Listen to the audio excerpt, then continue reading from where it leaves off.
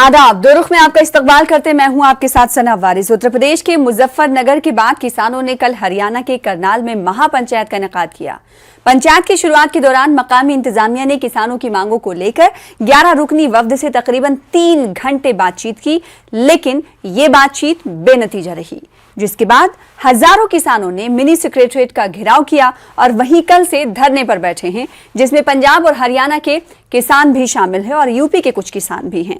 धरने पर बैठे किसान 28 अगस्त को करनाल में किसानों पर हुए लाठीचार्ज और मौत के खिलाफ कार्रवाई और मुआवजे का मुतालबा कर रहे हैं। किसानों ने मिनी सेक्रेटरीट के बाहर ही लंगर लगाया। भारतीय किसान यूनियन के तर्जुमान राकेश टिकैत ने कहा कि हम अपने कपड़े और खाने पीने का सामान करनाल ही मंगा रहे हैं। इन्होंने कहा कि हम आराम से बात करें और जब तक इंसाफ नहीं मिलेगा हम रुकेंगे नहीं। वहीं किसानों के एहतजाज को देखते हुए खट्टर इंतजामिया ने इंटरनेट खदमात में तोसी कर दी है। हरियाणा हुकूमत ने एक एलामिया जारी करते हुए कहा कि लॉ एंड ऑर्डर की बरकरारी के लिए ये फैसले लिए गए हैं। उधर आरएसएस की झैली तंजीम भारतीय किसान संघ भी आज मुल्कगीर सतह पर एहतजाज कर रहा है। बड़ा एहतजाज जंतर मंतर पर मुनक्किद किया गया, जो कि मोदी सरकार के लिए बड़े झटके के मुतरादिफ है। सवाल ये कि क्या किसान आंदोलन में ये महापंचायतें शिद्दत पैदा कर पाएंगी और क्या सरकार ने किसानों के मुद्दे पर फिर से सोचना शुरू किया या नहीं। आज इसी मौजू पर जानेंगे दो खास मेहमानों से उनका रुख प्रोग्राम दो रुख में। सबसे पहले दो खास मेहमानों का तारुफ करा दें। रंजिता मेहता साहिबा, जो कि तर्जुमान है भारतीय जनता पार्टी की, हरियाणा से हमें ज्वाइन कर रही हैं। आपका वेलकम करते हैं हमारे साथ जुड़ने के लिए। साथ ही साथ एक और खास मेहमान हमारे दरमियान मौजूद हैं, सरवन सिंह पंधेर साहब, जो कि किसान लीडर हैं। आप भी हमें हरियाणा से ज्वाइन कर रहे हैं। सरवन सिंह, सबसे पहले आपके पास आएंगे। पंधेर जी, ये बताएं हमें कि 28 अगस्त को जो करनाल में हुआ था और अभी जो विरोध मुखालिफत प्रोटेस्ट जो करनाल में हो रही है, तो क्या वजह करनाल में प्रोटेस्ट की 28 अगस्त का मामला माना जाए? इसके अलावा क्या कृषि कानून पर जो आप लोग प्रोटेस्ट कर रहे थे, विरोध कर रहे थे, वो वजह इस विरोध में शामिल नहीं है?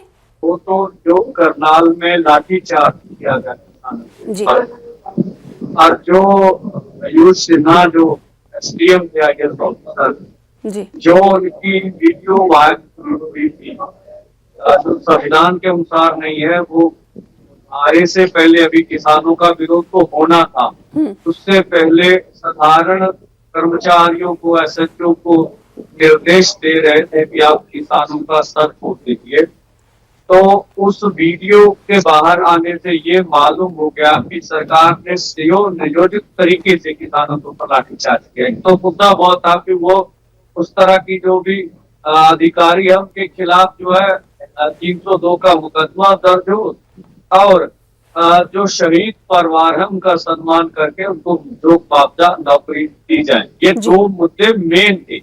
मुझे लगता है खट्टर सरकार को टकराव नहीं पैदा करना है जी। तो किसान सीधे तौर पर ये कह रहे हैं कि खट्टर सरकार को टकराव के हालात पैदा नहीं करने चाहिए। रंजिता साहिबा, आपने सुना सरवन सिंह पंधेर को। मेरा सवाल ये उठता है कि क्या सरकार किसानों के बारे में, साथ ही करनाल के इशू पर इस वक्त क्या सोच रही है या नहीं?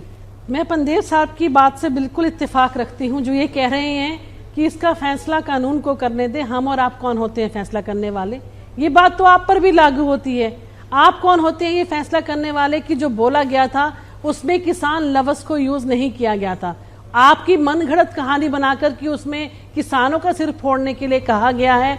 आप लोग कह रहे हैं हमने जांच कमेटी बिठाई है, जांच आने दीजिए। कमेटी अगर उनको दोषी पाएगी तो निश्चित तौर पर उनको निलंबित किया जाएगा। अगर वो दोषी नहीं पाए जाएंगे तो उनको छोड़ दिया जाएगा। तो आप इस बात का इंतजार ना करके किस बात की प्रेशर टैक्टिक्स कर रहे हैं, किस बात का दबाव डाल रहे हैं? कौन डाल रहे हैं? वो किसान जो राकेश टिकैत के नाम पर मशहूर है, जो वहां पर मंच के ऊपर जो मुजफ्फरनगर के अंदर महापंचायत होती है, एक महिला के साथ किस तरीके से बदतमीजी करते हैं, उस महिला के लिए क्या लफ्ज इस्तेमाल करते हैं, वो किसान जो चुडूनी अपने आप को कहलाते हैं। वहीं पर नारायणगढ़ अंबाला के अंदर उनका एक जत्था दूसरे किसान भाइयों को, 6 लोगों को बर्बरता से मारता है और वो पंजाब से इलेक्शन लड़ने की बात करते हैं। या आप उनको किसान मानते हैं जो तीसरे भाई हैं इनके, अपने आप को किसान कराने वाले, जो बंगाल की युवती का रेप हो रहा है, उसके साथ बार बार बलात्कार हो रहा है, उसको मेडिकल तवज्जो की जरूरत है, उसके बावजूद इस बात का इंतजार करते हैं कि वो मर जाए और उसके पिता एफआईआर दर्ज कराएंगे तो वो अपनी जुबान खोलेंगे। तो आप जिस तरीके की आप लोग राजनीति कर रहे हैं किसानों के नाम पर, उस भोले भाले किसान को बदनाम करना बंद कीजिए। और ये जो भारतीय जनता पार्टी अभी उसी बात पर है कि वो किसान को किसान मान ही नहीं रही है। रंजिता जी, कठपुतली है। मतलब भारतीय जनता पार्टी उसी 9 महीने के पहले वाले पॉइंट पर अभी भी कायम है कि वो किसान को किसान मान ही नहीं रहे हैं। असली किसान जो भी है तो उन्हें ढूंढ कर भी नहीं ला पाए। आप लोग ये बार बार बोलते हैं कि आप तो किसान है ही नहीं, किसान के नाम पर राजनीति हो रही है, तो इस राजनीति को आप तोड़ क्यों नहीं पा रहे?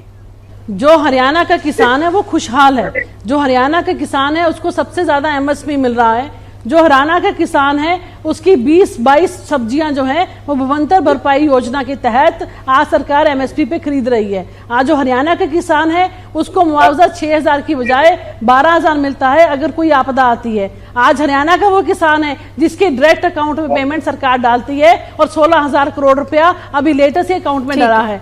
हरियाणा का वो किसान है जिसकी 87 लाख मैट्रिक टन जो है वो जो हरियाणा के किसान खुशहाल हैं, लेकिन उसके बावजूद भी बॉर्डर पर बैठे हैं। भारतीय जनता पार्टी का कहना है जो बॉर्डर पर बैठे हुए किसान हैं और जो विरोध कर रहे हैं वो दरअसल किसान नहीं है, ये पॉलिटिकली मोटिवेटेड लोग हैं जो यहाँ पर बैठे हुए हैं। सरवन सिंह पंधेर साहब, आपके पास मैं आना चाहूंगी। जब जांच कमेटी इस पूरे मामले को लेकर, करनाल मामले को लेकर, लाठीचार्ज को लेकर बना दी गई है, तो ये किस चीज की प्रेशर टैक्टिक्स है जो भारतीय जनता पार्टी आप लोगों से पूछना चाह रही है कि आखिर क्या चाहते हैं आप लोग? जब जांच कमेटी बना दी गई है और कानून पर आप लोगों को भरोसा है, तो इस वक्त क्यों आप लोग धरने पर बैठे हैं, विरोध क्यों कर रहे हैं?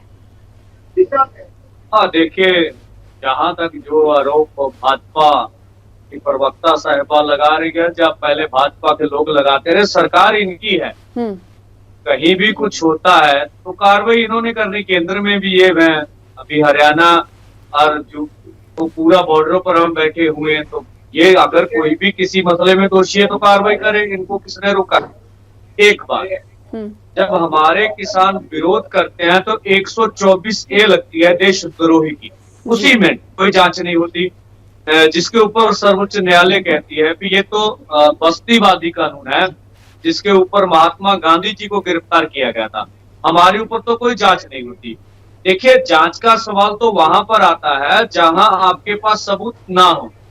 जब एक वीडियो तथ्यों के आधार पर आपके सामने आ गई है तो उसमें जांच का विषय तो तब हो भी कोई चीज सामने नहीं है, हम उसके लिए पर्याप्त सबूत नहीं है, इसके अभाव के कारण आगे नहीं बढ़ पा रहे हैं। ठीक है, ये तो माने। अब जब वीडियो सामने है, अरे मनगढ़ंत कहानी तो वो होती है जो सब 28 किसान गंभीर जख्मी हुए हैं और सुशील कांजला जी शहीद हुए हैं, तो ये कहानी नहीं हो सकती। चलो, भाजपा के लिए हो सकती है, आप लठ मार के किसानों को मारे भी, और तो आप सामाजिक जिम्मेवारी से भी भागे। एक नैतिक, अगर सुशील जी शहीद हुए हैं तो उनको शहीद होने से पहले उनका पोस्टमार्टम क्यों नहीं होने दिया आप लोगों ने? अगर वाकई वो शहीद हुए थे, वाकई वो पुलिस की लाठी से मरे थे, तो आप लोगों ने इतनी जल्दबाजी क्यों की उनका जनाजा उठाने के लिए? अगर वाकई ये हुआ था तो आप लोगों ने इस बात का इंतजार क्यों नहीं किया कि रंजिता साहिब, एक सेकंड, कड़ी से कड़ी का जवाब दीजिए। एक सेकंड, उन्होंने सवाल उठाया पंधेर साहब ने कि जब सबूत मौजूद है तो जांच का क्या सवाल है? आखिर क्यों? वीडियो मौजूद है, सारे साक्ष्य मौजूद हैं। बिल्कुल, मैं दोनों बातों का आपके जवाब दूंगी। ये कह रहे हैं कि उन्होंने कहा किसानों के सर फोड़ो, उस ऑडियो को आप भी 10 बार सुन लीजिए, वहां पे कहीं भी किसान शब्द नहीं यूज हुआ। उन्होंने ये कहा है कि नाका टूटना नहीं चाहिए, कोई भी नाका तोड़ने की कोशिश करेगा तो उसका सर फोड़ना पड़े तो सर भी फोड़ देना। तो बार बार आप उस ऑडियो को सुनिए, अपने ऊपर इंप्लीमेंट करना। वो ऑडियो 15 किलोमीटर दूर है जहां पर लाठीचार्ज हुआ, और लाठीचार्ज भी क्यों हुआ कि ये लोग पथराव कर रहे थे, कस्सिया फावड़े लेकर पुलिस वालों की तरफ मारने को दौड़ रहे थे, गाली गलौच हो रहा था। बार बार आप उपद्रव मचाते हैं और फिर बाद में कहते हैं कि इसका सबूत है? सबूत तो उस बात का भी है कि खुद मरहम पट्टियां बांधी है पुलिस वालों ने, जिनको चोटें लगी थी उनको बचाने के लिए, खुद उनको अस्पतालों में पहुंचाया है ताकि उनका इलाज हो सके। और जहां तक सुशील जी की बात है, जिनको ये शहीद बता रहे हैं, इतनी क्या जल्दबाजी होगी थी आप लोगों को उनका जनाजा उठाने की और उनको जलाने की? पोस्टमार्टम नहीं करने दिया गया। पंदेर साहब नहीं किया कि डॉक्टर इस पर भी सवाल खड़े होते हैं। पोस्टमार्टम करते, पोस्टमार्टम क्योंकि जिला इंतजामिया की तरफ से जो स्टैंड रखा गया कि दिल का दौरा पड़ने से उनकी मौत हो गई, लेकिन किसान इस बात को मानने के लिए तैयार नहीं, तो पोस्टमार्टम क्यों नहीं होने दिया गया? बाद में अब सवाल ये खड़ा होने लगा है और हो रहा है, वाजिब सवाल है। पोस्टमार्टम तो नहीं हुआ तो इनको कैसे मालूम चलेगा कि उनको हार्ट अटैक हुआ? देखिए, इनके झूठ तो यही साबित होता ना। कोई चिकित्सा, जब आप डॉक्टरी, तो आप ऐसे कैसे दावा कर दिया अभी आप क्या? जो देखिए हराने से खबरें मीडिया ने दी, हम तो आरोप लाएंगे कि जो किसान जख्मी है उनको हॉस्पिटल में दाखिल ही नहीं होने दिया, और कोई उनका ना तो स्कैन किया गया, ना उनके एक्सरे किए गए, ना उनका इलाज किया गया, ना एमआरआई काटी गई। तो ये बातें थी भी भाई, ये अगर हम इसको दाखिल कर लेंगे, मान लेंगे, तो ये कल में लीगल कार्रवाई में हमारे अगेंस्ट किसान जा सकते हैं। तो आपने तो देखिए, बातचीत संघर्ष अलग होता है, मांगे अलग होती है, हमारा लोकतंत्र में आस्था है, हम संघर्ष कर रहे हैं। और देखिए, दूसरा को सामाजिक जिम्मेवारी भी होती है। पुलिस वाले हमारे हैं, हम इस देश के रहने वाले, पुलिस वाले भी हमारे हैं, हम आपकी तरह नहीं समझते। कोई भी भाजपा का प्रवक्ता कहीं पर भी जख्मी हो, एज ए इंसानियत के नाते हम उसकी हेल्प कर देंगे, तो हम कोई ये गुनाह थोड़ा ना करेंगे। कोई भाजपा के कोई पड़ोसी अड़ोसी हो, उनके घर में कोई मर्ग हो जाए, उनसे कोई दुख साझा करने चल जाएंगे तो कोई दुख तो नहीं होगा। हम मानवीय कदरों कीमतों की कदर करते हैं। भाजपा ने तो ये भी छोड़ दिया, भी आप सर भी फोड़े, हमें पीटे भी जी। यानी किसानों को, रंजीता साहिबा, अब ये लगने लगा है कि किसानों से कोई सरोकार ही नहीं है, कोई मतलब ही नहीं है। प्रोटेस्ट आप करें तो आप उस विरोध को रोकने की कोशिश जरूर करेंगे, लेकिन मसले का हल निकालने की कोशिश नहीं करेंगे। मेरा सवाल पहला यही था आपसे कि भारतीय जनता पार्टी इस वक्त किसानों को लेकर क्या सोचती है, आगे की स्ट्रैटेजी कुछ बना रही है या नहीं? देखिए, अगर भारतीय जनता पार्टी किसानों के बारे में ना सोचती तो आज हाल ही में 4 एमएसपी बढ़ाए गए हैं फसलों के, वो किसानों के बारे में सोचती है, इसीलिए बढ़ाए गए हैं। अगर वो किसानों के बारे में ना सोचती तो जो लक्ष्य रखा है 2022 तक किसानों की आय दुगनी करने का, उसकी तरफ ही ये कदम बढ़ाया गया था, जो एक कानून लाए गए थे जिनको ये काले बताते हैं। आपके सामने जो राजनीति है वो तब उजागर होती है जब पेड वर्कर्स को दिहाड़ी पर लाया जाता है जबरदस्ती इन आंदोलनों के अंदर, और जब उनसे पूछा जाता है कि कृषि कानून क्या है और उनमें काला क्या है, नीला क्या है, पीला क्या है, तो वो ये बताते हैं कि पहला कानून सीए है, दूसरा कानून एनआरसी है और तीसरा कानून एनपीआर है। आप आलम देख सकते हैं कि किस तरीके से गुमराह कर रहा है विपक्ष, किस तरीके से राहुल गांधी जैसे लोग पुरानी तस्वीरें उठाकर ये दिखाते हैं कि ये गैदरिंग जो है 9 महीने से ज्यादा का अरसा गुजर चुका है, आंदोलन दिल्ली में चल रहा है, विपक्ष अगर ऑपोजिशन, अगर मेहता साहिबा, एक सवाल यहाँ पर ये उठता है कि 9 महीने से ज्यादा का वक्त चला गया, खास पार्टियां, अपोजिशन पार्टियां अगर गुमराह कर रही किसानों को, तो आप लोग क्यों नहीं ले आ पाते हैं उनको सीधे रास्ते पर? मैं आपको यही तो बताना चाहती हूँ कि किसान तो सीधे रास्ते पर आकर अपने गांव में, अपने खेत में काम कर रहा है। वहां की जो बम्पर फसल हुई है सरसों और जो सूरजमुखी है, सड़कों पर कौन है? बम्पर प्राइस जिन पर लाठीचार्ज किया गया, जो ये कुछ वो कौन बैठे हैं और जो आज विरोध कर रहे हैं वो कौन है? बिल्कुल मैं आपको बताती हूँ, ये कुछ लोग ऐसे हैं, बिल्कुल मैं आपको बताऊंगी, ये कुछ लोग ऐसे हैं जो कि सबको पता है कि किनके पेड वर्कर हैं। वो किसानों के नाम का मुखौटा पहनकर जो आज विरोध के नाम पर विरोध कर रहे हैं। राकेश टिकैत को मैं किसान नहीं मानती, चुडूनी को मैं किसान नहीं मानती, और तीसरे योगेंद्र यादव जो अपने आप को नेता कहलाते हैं, इन लोगों को मैं किसान नहीं मानती। खुद संयुक्त किसान मोर्चा ने चुडूनी जी को अपने मोर्चे से निकाला था। क्या बात इस बात से इत्तेफाक रखती है कि नहीं? उसके अलावा भी 4 लोग और हैं जिनके नाम मैं आपको गिना सकती हूँ, जिसमें डॉक्टर शमशेर भी शामिल थे, जिनको इन्होंने परमानेंट अपने मोर्चे से निकाला। निश्चित तौर पर जब आंदोलन शुरू हुआ था तो किसानों का आंदोलन, वो भी पंजाब के किसानों का, जिनको कि कैप्टन अमरिंदर ने समझा बुझाकर, आंदोलन जब शुरू हुआ था तब किसानों का था, लेकिन अब इस आंदोलन को हाईजैक कर लिया गया है। पंधेर साहब, मैं इस सवाल का जवाब आपसे छोटे से ब्रेक के लिए रुकने के बाद लूंगी। छोटा सा ब्रेक, जल्द लौटेंगे। ब्रेक के बाद एक बार फिर से आपका इस्तकबाल करते हैं। आप देख रहे हैं हमारा खास प्रोग्राम दो रुख। दो खास मेहमान भी मौजूद हैं। श्रवण सिंह पंधेर साहब भी हमारे दरमियान मौजूद है। रंजिता मेहता साहिबा मौजूद है जो कि भारतीय जनता पार्टी की स्पोक्स पर्सन है।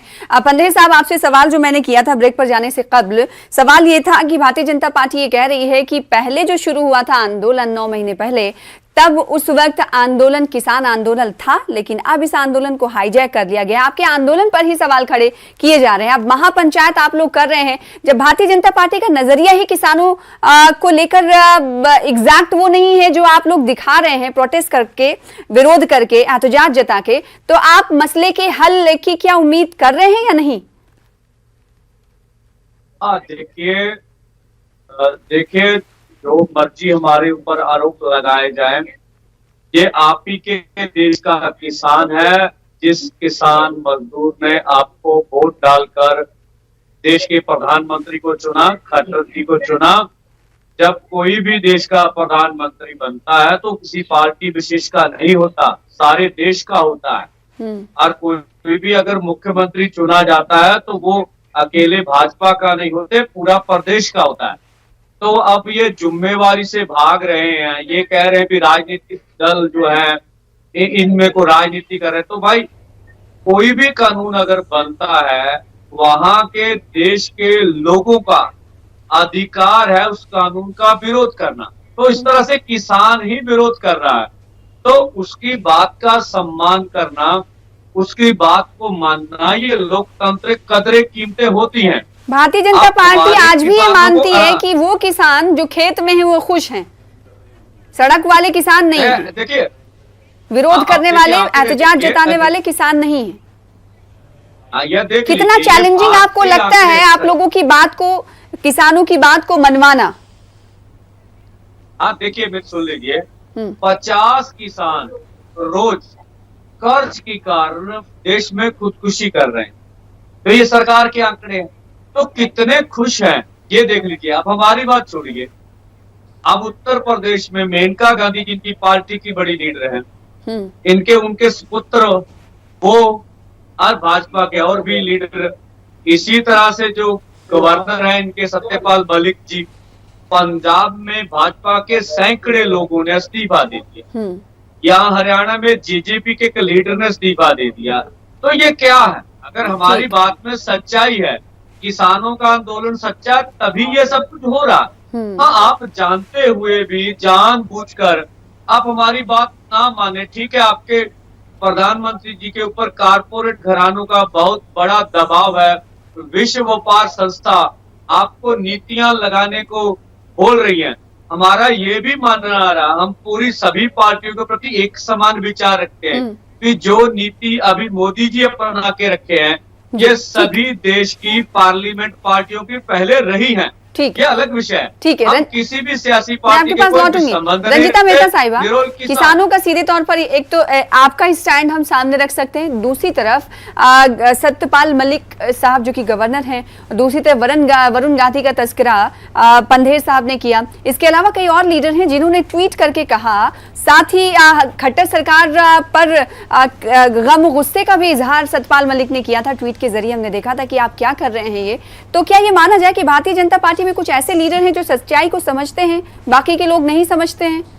मैं आपसे यही तो पूछना चाहती हूँ कि अगर पंजाब के अंदर, मोगे के अंदर लाठी चलती है, डंडे चलते हैं, तो उसके बाद कैप्टन अमरिंदर को लड्डू खिलाए जाते हैं, और यहाँ पर अगर लाठीचार्ज होता है तो यहाँ पर किसान घिराव करने के लिए आते हैं।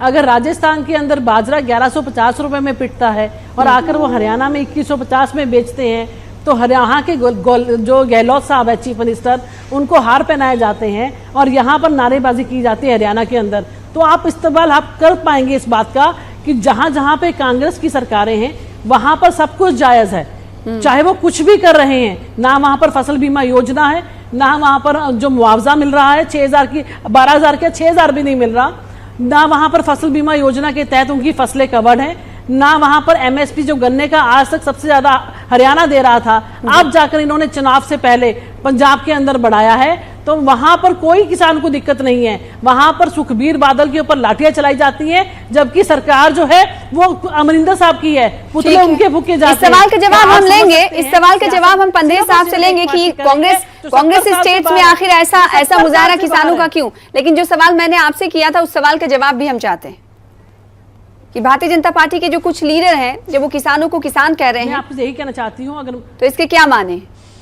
क्या दो पार्ट में डिवाइड हो गई है क्या भारतीय जनता पार्टी किसानों को लेकर? मैं आपको यही बार बार कहना चाहती हूँ, हम भी किसानों को किसान ही कह रहे हैं। हमने किसानों को कभी किसान ना कहा हो, ये हो नहीं सकता। किसानों की भलाई के लिए ही कदम उठा रहे हैं और मोदी जी का लक्ष्य है 2022 तक किसानों की आय दुगनी करना। उसके चलते ही ये कानून लाए गए थे। आज जब सरसों और सूरजमुखी की बम्पर सेल हुई, इनको सबसे ज्यादा दाम मिला, तो क्यों नहीं है सरकार के पास बेचने के लिए आए? इनको मार्केट में ऑप्शन मिली तो इन्होंने वहां पर बेचा। जब इनसे पूछा गया कि आपको अकाउंट में पैसा डायरेक्ट चाहिए कि आपको आरती के थ्रू चाहिए, तो 75% लोगों ने कहा हमें अपने अकाउंट में पैसा चाहिए। भारतीय जनता पार्टी का सीधे तौर पर बड़ा इल्जाम है कि जहां पर कांग्रेस स्टेट्स हैं, कांग्रेस की सरकार है, वहां पर आप लोग नर्म रवैया अख्तियार करते हैं, गलत पॉलिसियां होंगी फिर भी सपोर्ट करेंगे। भारतीय जनता पार्टी के सामने, जहां पर भारतीय जनता पार्टी के सामने आप खुलकर विरोध करते हैं, एहतजाज करते हैं, ऐसा क्यों? ऐसी बात नहीं है, ऐसी बात नहीं। आपके चैनल पर, नेशनल चैनल है, साफ बात कर रहा, जहां भी जिस पार्टी की, कोई भी पार्टी, अन्य पार्टी, कोई भी किसानों के विरोध कदम उठाता, हम उसके विरोध में। आप पंजाब की बात बताता हूँ, कैप्टन अमरिंदर सिंह ने जो विधानसभा में मता पास किया सेक्शन 11 में, ठीक, तो हमने उसका जबरदस्त विरोध किया। ठीक है, ये आपने तो संशोधन मान लिया, आप राजनीति कर रहे हैं। हमने राहुल गांधी जी मार्च करने के, उनकी रैली का विरोध किया। ठीक है, ये आप ही राजनीति कर रहे हैं। ठीक है, आपका जवाब हमें मिल गया। ओके, आप लास्ट कमेंट आपसे हम चाहेंगे कि जो विरोध चल रहा है, एहतजाज हो रहा है करनाल में, वो कब तक ऐसे ही जारी रहेगा? देखिए, ये देश हित में नहीं है। हम जो बोल रहे हैं ये देश का सवाल है, भारत का सवाल है। आपके लोग आपके सामने प्रदर्शन कर रहे हैं, ये आप ही के लोग हैं जिन्होंने आपको सत्ता दिया है। आप बगैर किसी विक्री से हमारी आवाज का सम्मान है। विरोध कर रहे किसानों से क्या सरकार अब बात करेगी? हमारे कृषि मंत्री तोमर जी ने पहले, कृषि मंत्री करनाल की बात हो रही है, करनाल में जो प्रोटेस्ट हो रहा है उसको खत्म करने के लिए सरकार और प्रशासन, इंतजामिया क्या कदम उठाएगा? देखिए, करनाल के अंदर भी हम ओपन हैं, हम बॉर्डर के ऊपर भी ओपन हैं और सरकार के लेवल पे भी ओपन है। जब चाहे आकर बात कर सकते हैं। तो सरकार का आज भी यही कहना है कि दरवाजे खुले हुए हैं, जब चाहे बात की जा सकती है। तो वहीं किसानों का ये कहना है कि उन्हें उम्मीद कोई नजर नहीं आती। बेहद शुक्रिया अदा करना चाहेंगे दोनों खास मेहमानों का हमारे दरमियान जुड़ने के लिए और अपना अपना मौक़िफ़ रखने के लिए। फिलहाल इसी के साथ मुझे दीजिए इजाजत, कल फिर हाजिर होंगे बड़े मुद्दे के साथ। तब तक के लिए आदाब।